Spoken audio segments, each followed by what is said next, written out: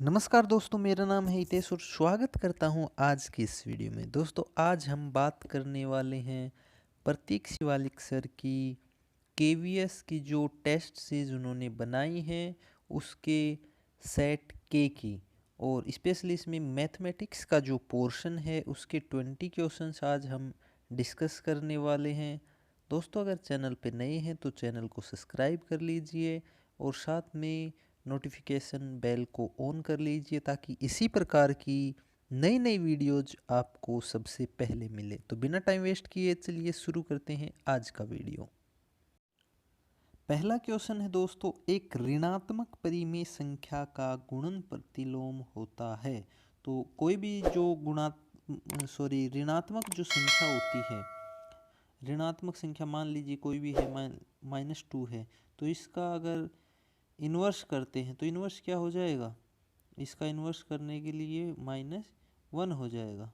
ठीक है, इसकी घात 1 है तो इसका -1, तो जो माइनस है वो सेम रहेगा। ठीक है, क्योंकि पावर सिर्फ 1 है, तो ऑप्शन इसमें जो दिए गए हैं इनमें क्या हो जाएगा, धनात्मक परिमेय होगा, एक ऋणात्मक परिमेय होगा।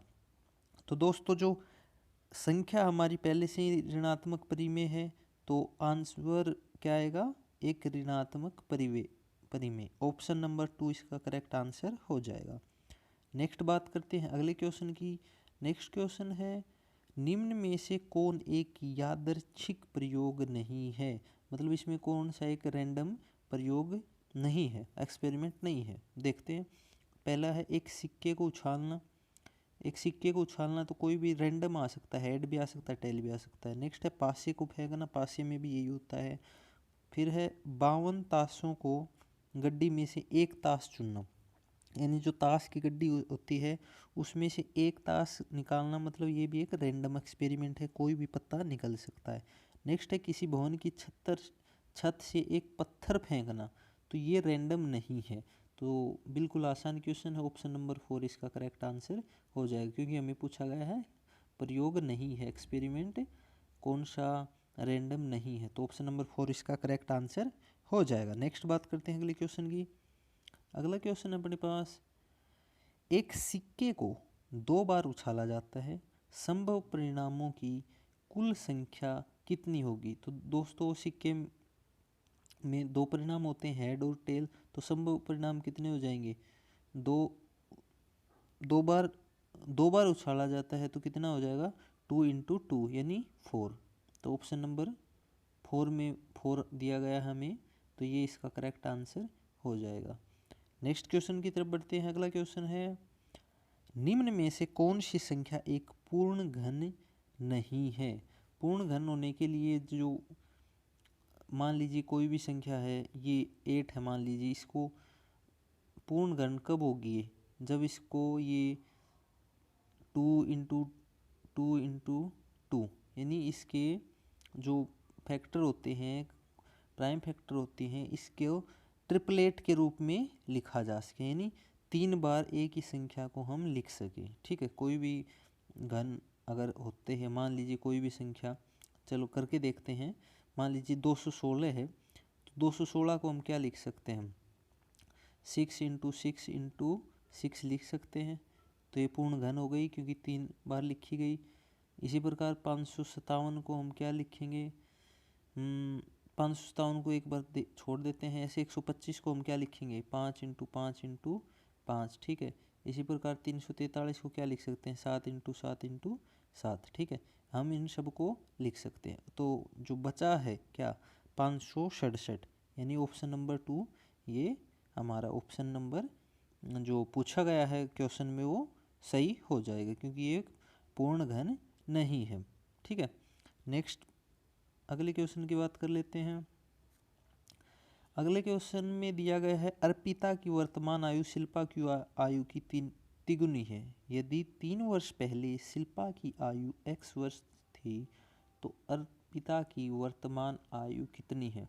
ठीक है, तो मान लेते हैं, ये दिया गया है शिल्पा की आयु x वर्ष थी। ठीक है, तो 3 वर्ष पहले शिल्पा की आयु कितनी थी, 3 वर्ष पहले। ठीक है, शिल्पा की आयु कितनी थी, x।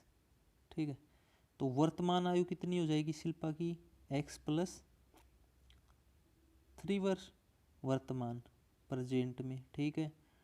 वर्तमान आयु x प्लस 3 वर्ष हो जाएगी, ठीक है। और जो दिया गया है क्वेश्चन के अकॉर्डिंग, वो क्या दिया गया है, अर्पिता की आयु कितनी है, 3 और x प्लस 3 शिल्पा की वर्तमान आयु, ठीक है। तो ये क्या हो जाएगी, बाकी अपने पास जो ऑप्शन दिए गए हैं वो यही दिए गए हैं, x 3x प्लस 3, ठीक है। तो 3x प्लस 3 किस में है, ऑप्शन नंबर जो 4 है इसमें दिया गया है। ऑप्शन नंबर 4 इसका करेक्ट आंसर हो जाएगा। नेक्स्ट क्वेश्चन की बात कर लेते हैं। अगला क्वेश्चन है, एक चतुर्भुज जिसकी सम्मुख भुजाएं और सभी कोण बराबर होते हैं, ये क्या होता है। हाँ, सम्मुख भुजाएं, तो देखिए सबसे पहला जो ऑप्शन आयत, आयत में क्या होता है, आमने सामने की जो भुजाएं हैं वो बराबर होती हैं और सभी जो कोण है वो 90 डिग्री, यानी सभी कोण भी बराबर होते हैं। तो जो हमें पूछा गया है वो पहला ही ऑप्शन में है, तो क्या हो जाएगा, ये हो जाएगा आयत। ऑप्शन नंबर 1 इसका करेक्ट आंसर हो जाएगा। नेक्स्ट क्वेश्चन की तरफ बढ़ते हैं। नेक्स्ट है, निम्न में से कौन किसी चतुर्भुज के अंतः कोण हो सकते हैं, ठीक है। चतुर्भुज के अंतः कोण कौन से हो सकते हैं, तो 360 डिग्री होता है, आपको भी पता है जो चतुर्भुज होता है। तो इनको जोड़ के देख लेते हैं। पहले देखिए, ये पहला जोड़ते हैं 140 प्लस 40, तो ये 160 और ये 200 हो गए, 140 और 20 160 यानी 360 हो गए, ठीक है। इसको दूसरे को जोड़ेंगे तो 200 150 300 350, तो ये भी तो बिल्कुल 350 से ऊपर जा रहा है। अब इसको जोड़ते हैं, ये 90 और 60 150 और 70 कितने 220 और 40 260, तो ये 360 नहीं बन रहा।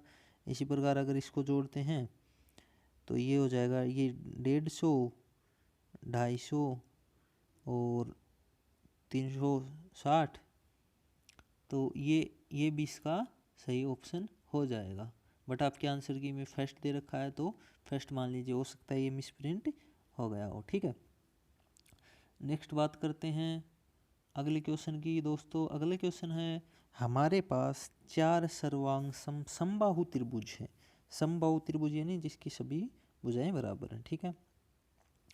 एक पिरामिड बनाने के लिए हमें और किसकी आवश्यकता होगी। तो दोस्तों जो हमें दिया गया है पहले उस पर ध्यान देते हैं कि हमारे पास हैं 4 सर्वांग सम। देखिए एक पिरामिड कैसे बनता है दोस्तों, हम इसको 3D में तो बना नहीं सकते, बट एक बार मोटा मोटा ये समझ सकते हैं, ऐसा बनेगा, ठीक है।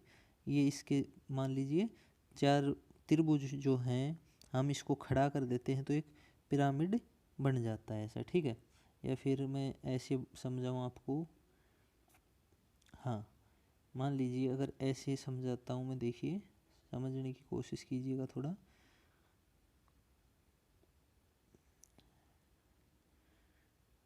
एक सेकंड फिर से ट्राई करते हैं। ये मान लीजिए ऐसा बनेगा, ये मान लीजिए ये कोई पिरामिड है ऐसा, ठीक है। हाँ ये अब 3D में लग रहा कुछ, ये ऐसा पिरामिड है। तो यहाँ पे ये 4 लग जा, जो त्रिभुज हैं 4 ये लग गए, बट इसका जो बेस है ये खाली रह जाता है। और बेस कैसा होएगा, बेस इसका कैसा होगा, जो बेस है वो जिसकी सभी भुजाएं बराबर हों, यानी लगभग वर्गाकार। लगभग क्या, क्योंकि ये जो है जो त्रिभुज है हमारे पास समबाहु त्रिभुज हैं, तो सभी जो भुजाएं हैं वो बराबर हैं, तो हमारा जो आधार है उसकी भुजाएं भी समान होनी चाहिए, यानी हमें एक वर्ग की ओर ज़रूरत पड़ेगी। तो अब देखते हैं ऑप्शन कौन सा है। पहला समबाहु त्रिभुज, बिल्कुल नहीं। दूसरा है एक वर्ग जिसकी भुजा की लंबाई त्रिभुज की भुजा के बराबर हो, बिल्कुल सही बात है। हमें एक ऐसा वर्ग चाहिए जिसकी जो भुजा है वो वर्ग के भुजा के बराबर हो, ठीक है। तो ऑप्शन नंबर 2 इसका करेक्ट आंसर हो जाएगा। नेक्स्ट बात करते हैं,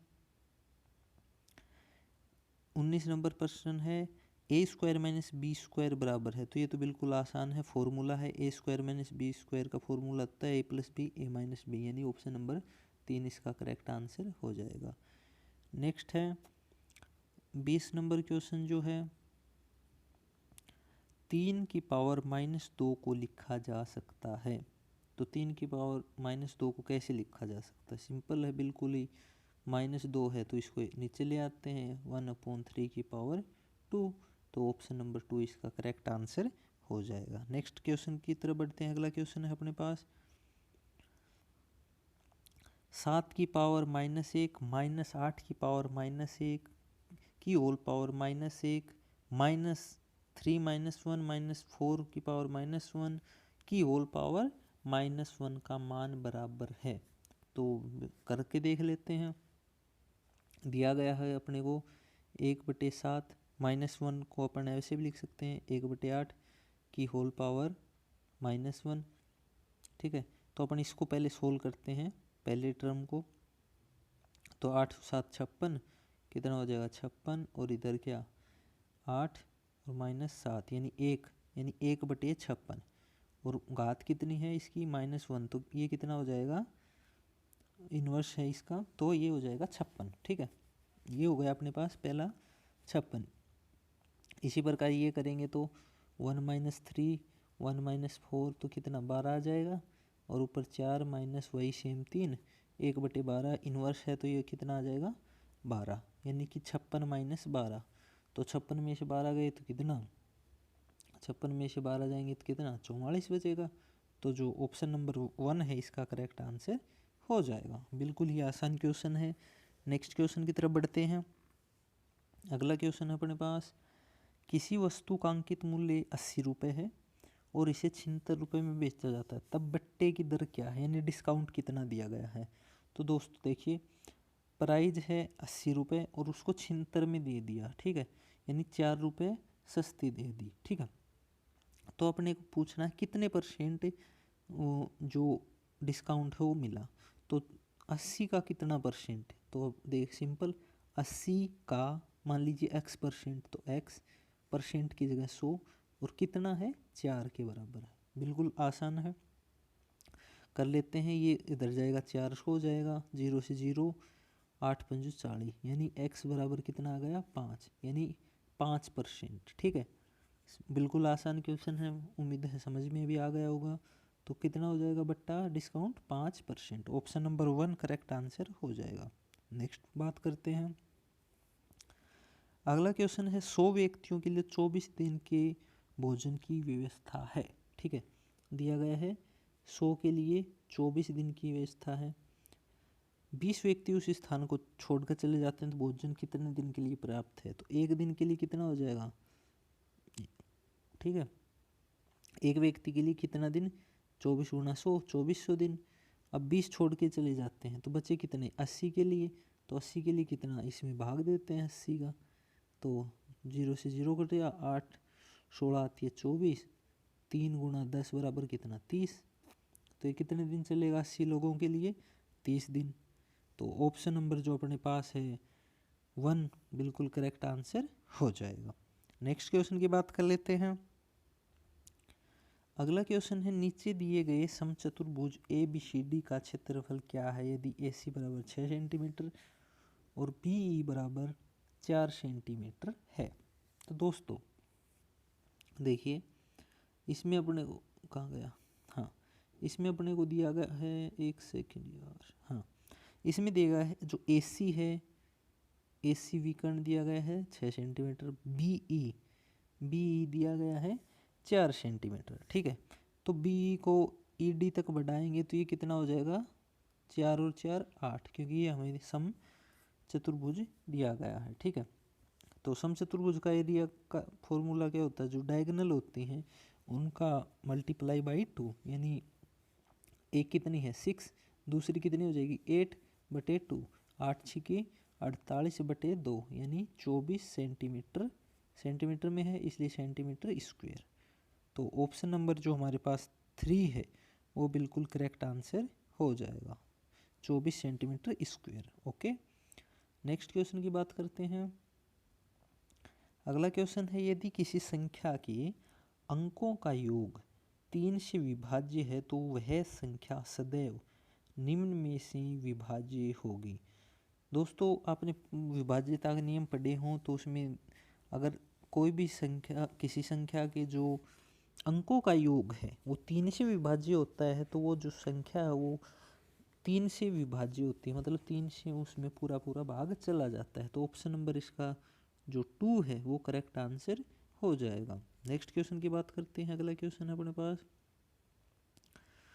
1/√9 माइनस √8 बराबर है। ठीक है, तो इसका हम क्या करते हैं, हम दोस्तों इसको पहले तो थोड़ा सोल्व करके लिख लेते हैं। अपन 9 को क्या लिख सकते हैं 3, और इसको क्या लिख सकते हैं 2√2, क्योंकि देखिए आंसर जो है इसमें 3 और 2√2 के रूप में है। ठीक है, तो अपन इसको अगर लिख लें तो क्या हो जाएगा, ये 1/3 माइनस इसको लिखेंगे तो 2√2। अब अगर हम हर का परिमेयकरण कर दें तो 3 प्लस 2√2 ये सेम हो जाएगा 2√2। ठीक है, तो दोस्तों देखिए ये तो 1 से होगा तो सेम आ जाएगी ये टर्म। तो अब इसको अगर गुणा करते हैं इसके साथ, ठीक है, तो 3 तिया 9, ठीक है, और ये तो कट जाएंगे एक टर्म, इसको इससे करेंगे तो माइनस 2√2 और √2 और 2 4, तो कितना हो जाएगा 8, तो ये आ जाएगा 1। ठीक है, तो अपने पास जो बटे 1 हो गया, यानी बचा क्या 3 + 2√2। ठीक है, तो ऑप्शन नंबर जो अपने पास आ जाएगा इसका 3 + 2 किस में है, ऑप्शन नंबर 4 में। तो ऑप्शन नंबर 4 इसका करेक्ट आंसर हो जाएगा। नेक्स्ट बात करते हैं अगले क्वेश्चन की। अगला क्वेश्चन है यदि x की घात 51 + 51 को x + 1 से भाग दिया जाए तो शेष फल क्या होगा।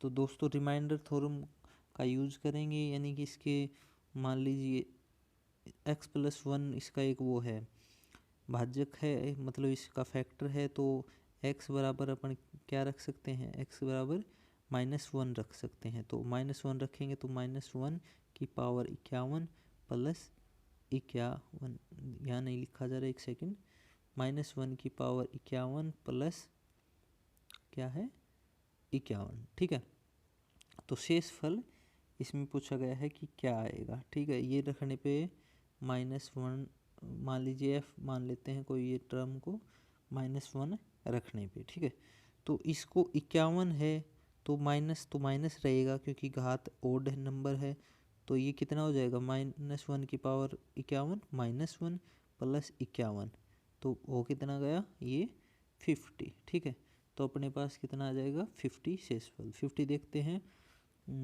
ऑप्शन नंबर जो अपने पास है 4 ये करेक्ट आंसर हो जाएगा 50। ठीक है, नेक्स्ट क्वेश्चन की बात कर लेते हैं दोस्तों। अगला क्वेश्चन है अपने पास यदि त्रिभुज ABC सर्वांगसम त्रिभुज PQR है तो त्रिभुज ABC त्रिभुज RPQ के सर्वांगसम नहीं है, तो निम्न में से कौन सा कथन सत्य नहीं है। ठीक है दोस्तों, तो इसमें जो दिया गया है ABC PQR हमें दिए गए हैं सर्वांगसम, तथा ABC और जो RPQ ये सर्वांगसम नहीं है। ठीक है, तो सबसे पहले दोस्तों देखिए ABC और PQR, तो हम बात करते हैं AB PQ के इक्विवेलेंट होगी, इक्विवेलेंट मान लेते हैं। इसी प्रकार BC QR के, ठीक है, देखिए AC PR के है, AC PR के, इससे बात करते हैं। फिर QR किसके हो जाएगा, QR BC के, और AB किसके है PQ के। ठीक है, तो ये तीनों क्राइटेरिया फुलफिल हो रहे हैं। बचा क्या अपने पास BC और PQ, तो ये नहीं होगा, BC किसके है QR के, ये दिया गया है। ठीक है, तो सबसे जो पहला ऑप्शन है ये इसका करेक्ट आंसर हो जाएगा, क्योंकि ये सत्य नहीं है। बिल्कुल आसान क्वेश्चन है, कुछ करने की ज़रूरत नहीं है। नेक्स्ट क्वेश्चन की तरफ बढ़ते हैं। अगला क्वेश्चन अपने पास यदि APB और CQD दो समांतर रेखाएं हैं तो दोनों कोणों APQ BPQ CQP और PQD के समद्विभाजक बनाते हैं। देखिए ये क्या कह रहा है कि मान लीजिए दो समांतर रेखाएं हैं, ये दी गई है ए पी, मान लीजिए बीच में कोई पॉइंट है पी और बी, इसी प्रकार सी क्यू डी। ठीक है, दो समान तो ऐसे कोई कोण बन रहे हैं, मान लीजिए एम एन, इस प्रकार से ये इधर पी क्यू।